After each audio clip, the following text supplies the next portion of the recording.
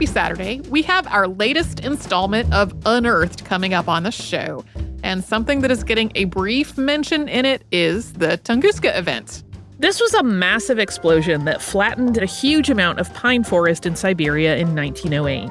And we covered it on the show on June 18, 2018. So enjoy it as today's Saturday Classic.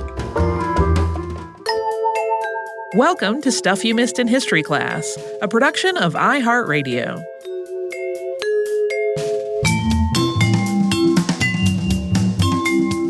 Hello and welcome to the podcast. I'm Holly Fry. And I'm Tracy V. Wilson. This episode is a little bit of a history mystery. It's also got a good bit of scientific work to counter that mystery, but there's still that little sliver that remains of uncertainty that keeps people guessing / I think interested. And also just hopeful that it will turn out to be something crazy. Right. Yeah. We are talking today about something that I think a lot of people know a little bit about. We'll talk about why at the end in terms of popular culture, which is the Tunguska event. It's a strange phenomenon that happened in 1908. And there is good news because while this was, I think you could categorize it as a catastrophic event, it is not really a sad topic. Fortunately, as we'll discuss in a moment, it happened in a place where people did not really get hurt. There's one maybe unsubstantiated. Animals were harmed, but probably not people. Yes. And I think probably what happened to the animals happened so quickly there was not really suffering. It is a fascinating look at the ways in which our planet can surprise and mystify us and offer up questions that we still can't answer even after more than 100 years of trying to figure them out. Yeah. I think this is one that somebody recently was like, I'm surprised you haven't talked about this. I am surprised we haven't either. Like, I think I had it in my head for a while because it's always something I'm like, oh, yeah, that is interesting. Surely the previous hosts have done it. And even though we have been here for a while, I would not put any bets on my ability to conjure what has and hasn't been covered by previous hosts. Yeah. I also am never surprised because the world is just so huge. Yes. Yeah. So on June 30th, 1908, at approximately 7:15 a.m., the sky over Siberia lit up with what was described by witnesses as a massive fireball or the sky engulfed in fire. And then there was a bang and a crash and a series of smaller thunking noises like objects falling from the sky. Yeah, but I want to make clear that while it's described that way, we'll get to the lack of those objects as we discuss. The area around what is known as the Middle Tunguska River in Siberia is not densely populated, and it was even less so in 1908, which was a good thing. Had there been more people in the area when the largest explosion known to man, and it still holds that title, took place, it would likely have resulted in a massive loss of human life. I read one thing last night that said something like, if this had happened over London, like the whole world would have really felt like a much bigger impact because it's almost impossible to calculate how devastating it would have been. There were some deaths, which was primarily herds of reindeer. There was one human who was allegedly flung against a tree and died. That account is not substantiated. When this blast, which came as a complete surprise, happened, it was felt across long distances. Windows broke in homes that were as far away as 35 miles or 60 kilometers from the explosion. An estimated 2,000 square kilometers of forest were destroyed. Places as far away as Great Britain felt the earth shaking. And in places where people didn't perceive a rumbling, seismographs still picked up a wave of activity that actually circled the globe. It registered a second time in Germany. Yeah, some accounts will say it circled the globe multiple times, but the second time specifically is mentioned in one of the early researchers' report. So the estimated power of this mystery explosion is really hard to comprehend, and apparently it is just as hard to estimate. It is often compared to the power of atomic bombs, but with sources claiming it as anywhere from 185 times more powerful than the bomb that fell on Hiroshima to 1,000 times more powerful. Eyewitness accounts are almost difficult to believe. They sound more like the sorts of things that you would read about in an apocalyptic novel. There were claims that a low-to-the-earth flying star flew across the sky and that a pillar of fire trailed it. One witness said, quote, "The sky split in two and fire appeared high and wide over the forest. The split in the sky grew larger, and the entire northern side was covered with fire. A man who had been sitting on his porch 40 miles away from the epicenter of the event described the sensation that his shirt had caught fire. Yeah, so there was a lot of heat, noise, visual fire. Fortunately, so just for clarity, because we mentioned earlier that this did not really claim a lot of human lives, and it was in a fairly sparsely populated area. The major primary part of it, and we'll talk about this in a moment, happened over a forest that was completely undeveloped. And so these eyewitnesses were in homes and areas that were outside of that forest. So that is why there are eyewitness accounts, but not a lot of death and destruction in terms of human life. There was a massive, and I mean massive, blast wave of wind that followed the explosion that resulted in reports that horses, even hundreds of kilometers away, were unable to remain standing. Humans and fences were simply blown around. But this blast wave is also credited with extinguishing the fire that came with the explosion. And maybe the most odd were the accounts of things that happened in far distant places following the blast. In Great Britain, it was reported that the sky remained bright into the night, so much so that people could easily read outdoors and play cricket in the dead of night. That same illumination covered the rest of Europe and parts of Asia as well. Yeah, and it went on for several days, which seems like a completely strange and weird apocalyptic event. But even though this startling thing had happened in the Tunguska area, no one from the scientific community really went to check it out. One would think that curious scientists and researchers would flock to a location where such an unusual event had taken place. But again, this took place in central Siberia, an area notorious for having a harsh climate, making travel challenging. The middle Tunguska River area has impassably difficult winters, and it can get really swampy in its warmer season, which offers a whole separate set of challenges. In the early 1920s, mineralogist Leonid Kulik, who was the St. Petersburg Museum's chief curator of their meteorite collection, had become deeply interested in this strange event, and he spent the next several years trying to get the government to agree to a research trip. And finally, in 1927, nearly 2 decades after the strange explosion at Tunguska, while the Soviet Union was in power at this point, because remember, there had been a big power shift in the area, Kulik and his team finally traveled into the area to investigate. And even after 2 decades, the damage was both extensive and very obvious. As Kulik and his men approached the location where this explosion was reported to have taken place, they saw that the trees had been completely flattened, leaning outward from the center of the blast. This section of flattened forest was 31 miles or 50 kilometers wide, although it was not a perfect circle, but more of an elongated shape that Kulik would later describe as eccentric radial.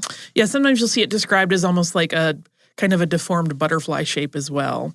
But Kulik did not find the crater that he expected at the center of all of that destruction. Instead, the trees there in what would be the epicenter were stripped bare of foliage and bark, but they stood upright, their broken trunks still rising straight into the air. He also anticipated finding remnants of a meteorite, but none were recovered by his team. Kulik theorized that the lack of a crater and meteoric rock could be attributed to the soft, mucky earth in the area, and that whatever had hit it had sunk into the mucky ground. He wrote about this theory in a 1938 report published by the Astronomical Society of the Pacific. In addition to the explosion itself, there was an aftermath of particulate debris, which Kulik described in the paper, quote, "Huge masses of the finest substance sprayed by the meteorite in its flight through the atmosphere and raised by the explosion in the Earth's crust due to the cosmic speed of the impact of the meteorite caused a heavy blanket of dust in the upper layers of the atmosphere and the formation at a height from 83 to 85 kilometers of silvery clouds, light clouds, and dust screens on the ceiling and in the lower layers of the stratosphere. Thus were produced those remarkable phenomena called night dawns, which were of incomparable beauty. These were observed on the day of the fall from the place of its occurrence as far as Spain and from Fennoscandia to the Black Sea."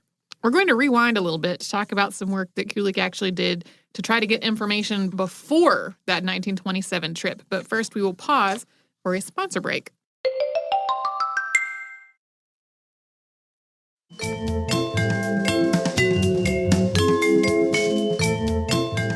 Right before the break, we read a little bit from Kulik's report on all of this, and some of what he wrote about actually had been published before.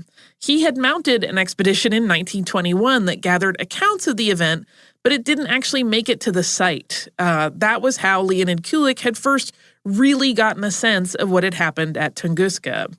He kind of, again, it's very impassable, difficult to get to, and I will point out one more time, an undeveloped forest, so it's not like a place where there are roads and it's just hard to get over them. There wasn't any way to get to places. Or it's not going to have people passing by and seeing what happened. Right.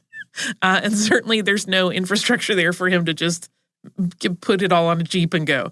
But most scientists just did not take those accounts seriously. We talk about all the time how eyewitness accounts aren't always trustworthy. These were gathered some years after the event, so there's already that passage of time that makes already potentially fallible memory even more fuzzy. And it wasn't coming from scientists. It was coming from locals. But because Kulik was also able to get a hold of seismic wave data that confirmed that something certainly had happened in Siberia in 1908, this event started to garner more serious scientific interest. Kulik's writing on the subject of the Tunguska event was not the result of just one visit. He went again in 1928 with an assistant he refers to as a cinema operator, meaning a cameraman. The images captured on the 1928 trip were so stark and startling that they led to another expedition in 1929. Yeah, we will use one of those images as our show art, but if you just look around on the internet for like a tiny amount of time, you will see them. They're astonishing. They really do look just completely alien and bizarre. On the 1929 trip, Kulik was joined by a geobotanist named L.V. Shumilova and another scientist named E.L. Krynov. And they also had a group of workmen that traveled with them over the course of a year and a half. The numbers of workmen they had at any given time varied a little bit. But their mission was basically to thoroughly study the area and its climate and document everything with really detailed notes. Over the course of the journey, the research team investigated points of interest that might have proven pertinent to the 1908 event. There are a lot of side trips to look at indentions in the earth and see if those might be where debris fell.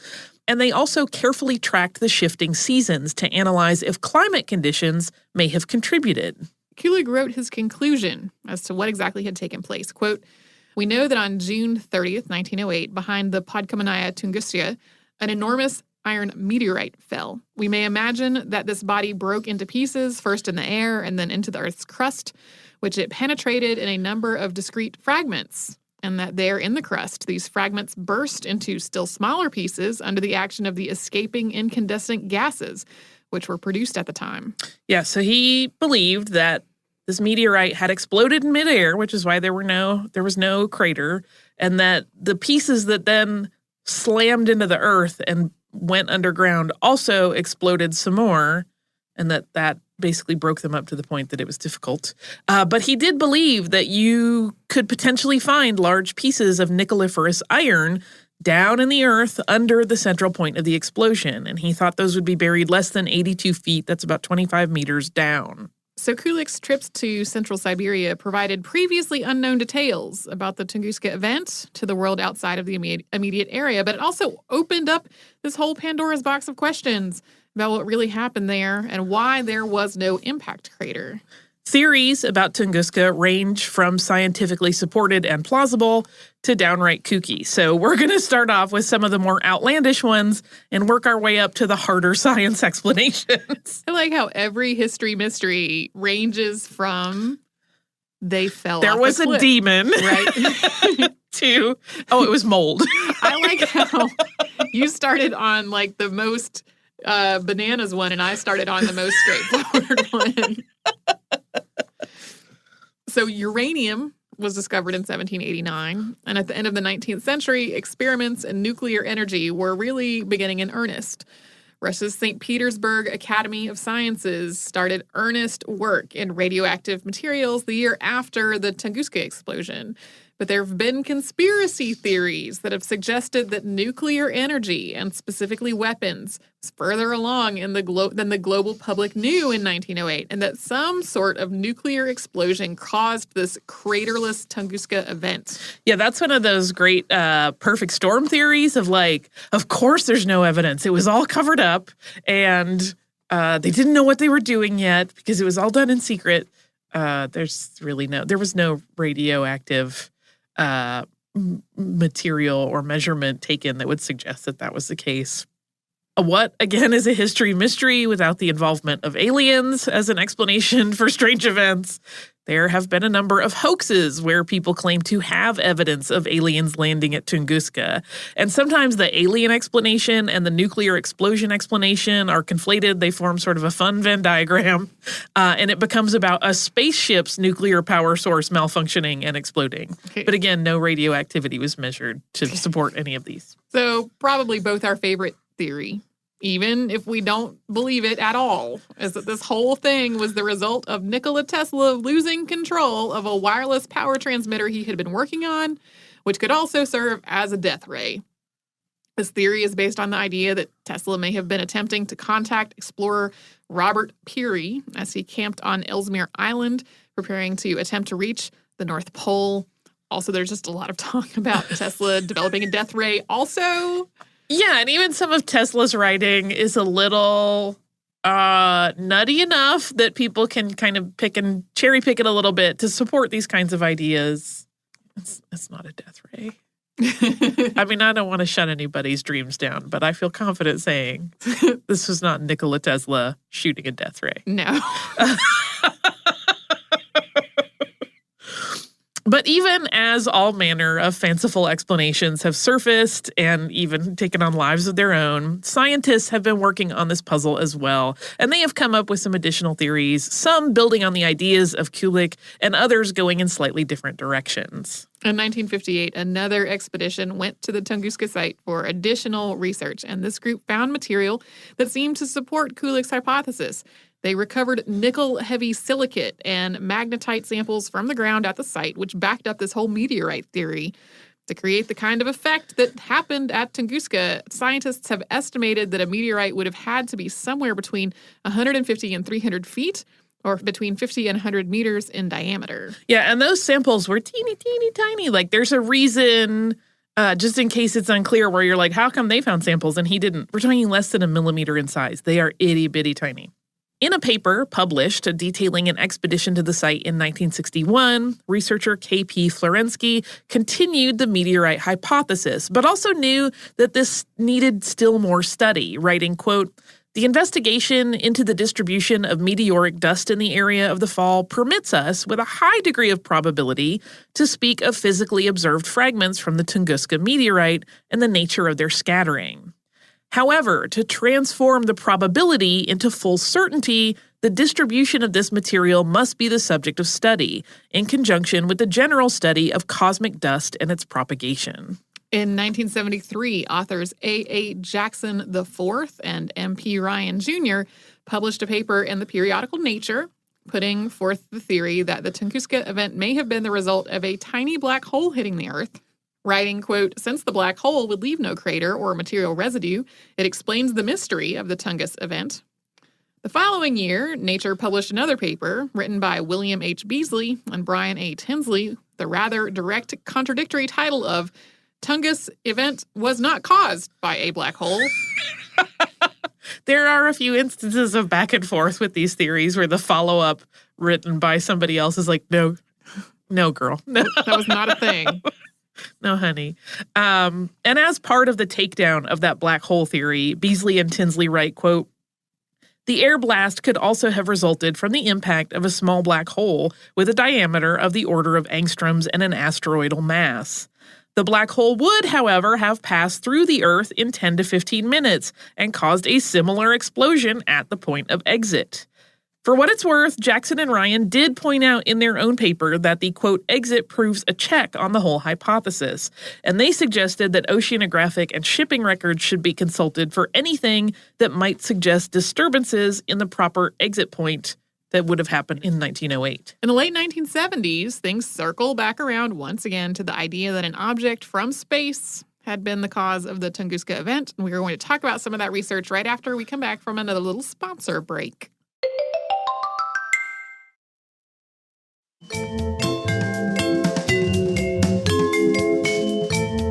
In November 1978, L. Krizak published a paper in the Bulletin of the Astronomical Institutes of Czechoslovakia, asserting that the cause of the Tunguska event had been a fragment of the comet Encke.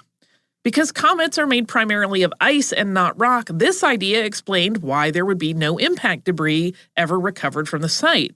It would have just evaporated in the atmosphere. In 2007, Italian scientists put forth another reason why no impact crater had ever been discovered. It had filled with water and looked like any other lake. The lake in question, Lake Checo, is, according to the Italian team, unrecorded before the Tunguska event, and it has an unusual funnel-like shape to its bed that made the team think it could actually be an impact crater. But there are a lot of detractors to this whole theory, pointing out that trees very near Lake Checo are mature and old enough that they would have been flattened by such an event like the other trees in the area were. Yeah, and then there's that thing where it's like, it's in the middle of Siberia, so there's lots of stuff that wasn't mapped before then. That is not a popular one. In 2013, samples from a layer of Earth from Tunguska that would have been settled there in 1908 revealed microscopic rock fragments that had indeed originated in a meteorite. Even the 2013 analysis doesn't entirely solve this mystery, though. For one, it's not certain that all the fragments that they found were actually from 1908. And for another, there are itty-bitty fragments of meteorites all over the planet. There's stuff from space hitting the planet literally all the time. So even a positive ID of meteoric origin doesn't necessarily rule out other possibilities. But it is still by far the most substantiated explanation. To more thoroughly work through the exact steps to explain the century-old riddle of Tunguska, scientists Natalia A. Artemyeva and Valery V. Shuvalov, in a paper published in 2016, looked at two other incidents for comparisons to Tunguska.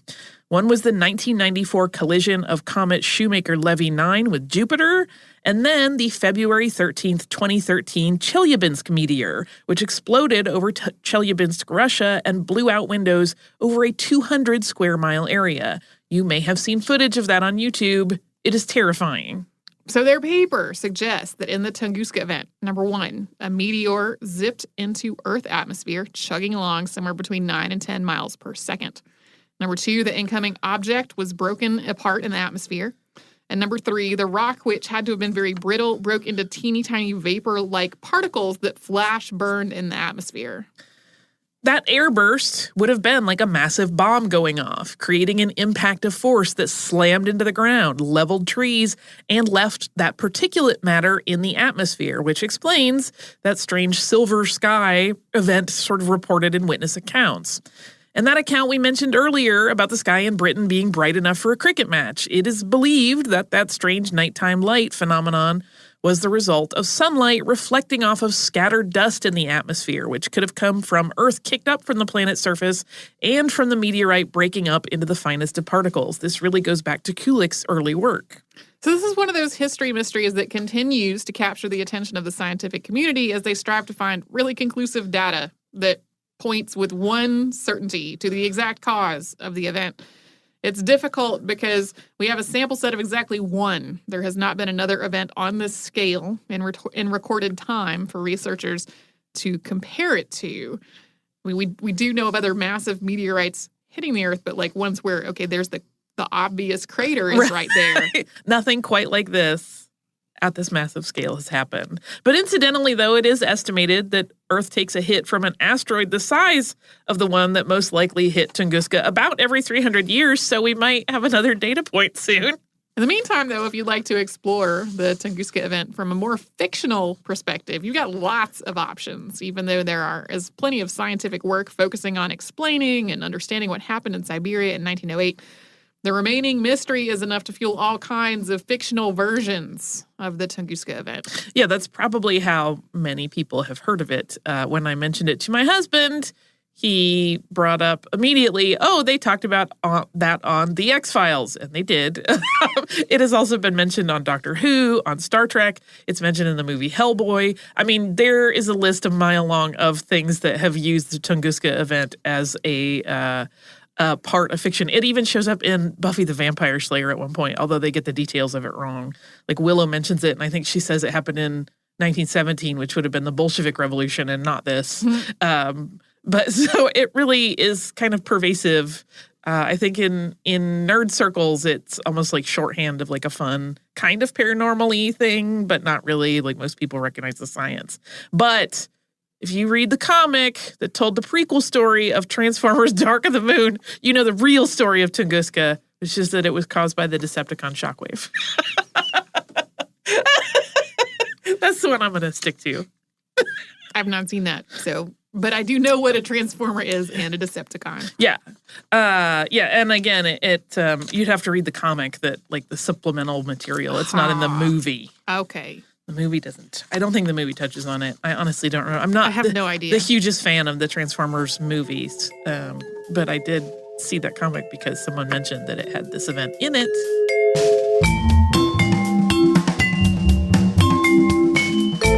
Thanks so much for joining us on this Saturday. Since this episode is out of the archive, if you heard an email address or a Facebook URL or something similar over the course of the show, that could be obsolete now. Our current email address is historypodcast@iHeartRadio.com. Our old How Stuff Works email address no longer works. You can find us all over social media at Missed in History. And you can subscribe to our show on Apple Podcasts, Google Podcasts, the iHeartRadio app, and wherever else you listen to podcasts. Stuff You Missed in History Class is a production of iHeartRadio. For more podcasts from iHeartRadio, visit the iHeartRadio app, Apple Podcasts, or wherever you listen to your favorite shows.